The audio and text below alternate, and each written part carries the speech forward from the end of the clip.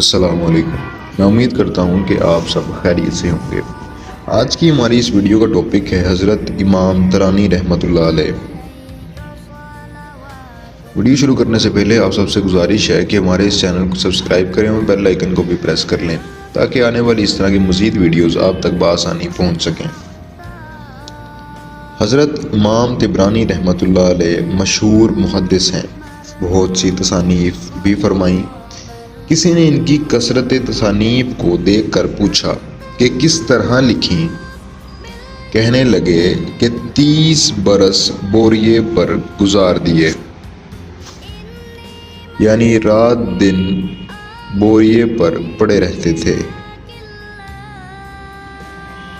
ابو العباس شرازی رحمۃ اللہ علیہ کہتے ہیں کہ میں نے طبرانی رحمۃ اللہ علیہ سے 3 لاکھ حدیثیں لکھی ہیں۔ امام ابو حنیفہ رحمۃ اللہ علیہ بڑی شدت کے ساتھ ناسخ اور منسوخ احادیث کی تحقیق فرماتے تھے۔ کوفہ جو اس زمانہ میں علم کا گھر کہلاتا تھا، اس میں جتنے محدثین تھے سب کی احادیث کو جمع فرمایا تھا، اور جب کوئی باہر سے محدث آتے تو شاگردوں کو حکم فرماتے کہ ان کے پاس کوئی ایسی حدیث ہو جو اپنے پاس نہ ہو تو اس کی تحقیق کرو۔ ایک علمی مجلس امام صاحب کے یہاں تھی جس میں محدث، فقیہ، اہل لغت کا مجمع موجود تھا۔ جب کوئی مسئلہ درپیش ہوتا تو اس مجلس میں اس پر بحث ہوتی اور بعض مرتبہ ایک مہینہ بحث رہتی۔ اس کے بعد جب کوئی بات طے ہوتی تو وہ مذہب قرار دی جاتی اور لکھ لی جاتی۔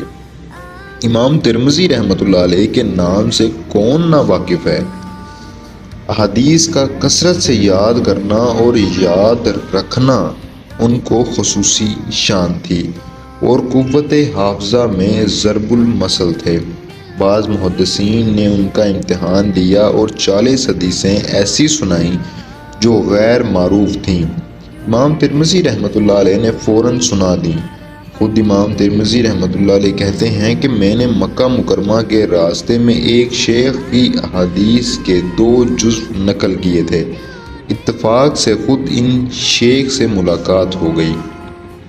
میں نے درخواست کی کہ وہ دونوں جزو احادیث کے اساتذہ سے سن بھی لوں۔ انہوں نے قبول کر لیا۔ میں سمجھ رہا تھا کہ جزو میرے پاس ہیں، مگر اساتذہ کی خدمت میں گیا تو بجائے ان کے 2 سادے جزو ہاتھ میں تھے۔ استاد نے سنانا شروع کیا۔ اتفاقاً ان کی نظر پڑی تو میرے ہاتھ میں سادے جزو تھے۔ ناراض ہو کر فرمایا، تمہیں شرم نہیں آتی؟ میں نے قصہ بیان کیا اور عرض کیا کہ آپ جو سناتے ہیں وہ مجھے یاد ہو جاتا ہے۔ بزرگ کہنے لگے۔ استاد کو یقین نہ آیا۔ فرمایا، اچھا سناؤ۔ میں نے سب حدیثیں سنا دیں۔ فرمایا کہ یہ تم کو پہلے سے یاد ہوں گی۔ میں نے عرض کیا کہ اور نئی حدیثیں سنا دیجئے۔ انہوں نے 40 حدیثیں اور سنا دیں۔ میں نے ان کو بھی فوراً سنا دیا اور ایک بھی غلطی نہیں کی۔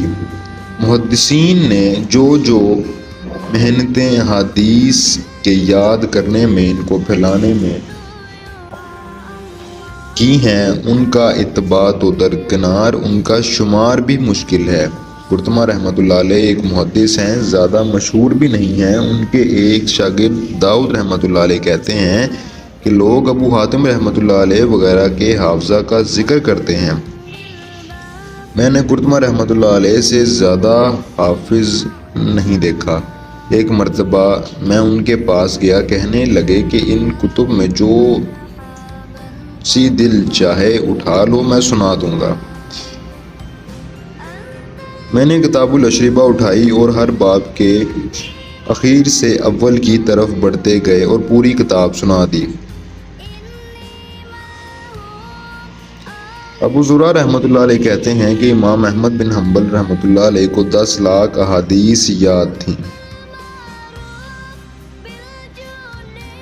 تو ناظرین یہ تھی ہماری آج کی ویڈیو، جس کے اندر ہم نے آپ کو چند بزرگان دین کے بارے میں بتایا جنہوں نے احادیث کو زبانی یاد کر رکھا تھا، ان کو کسی بھی کاغذ یا صفحے پر اس کو اتارنے کی ضرورت نہیں تھی۔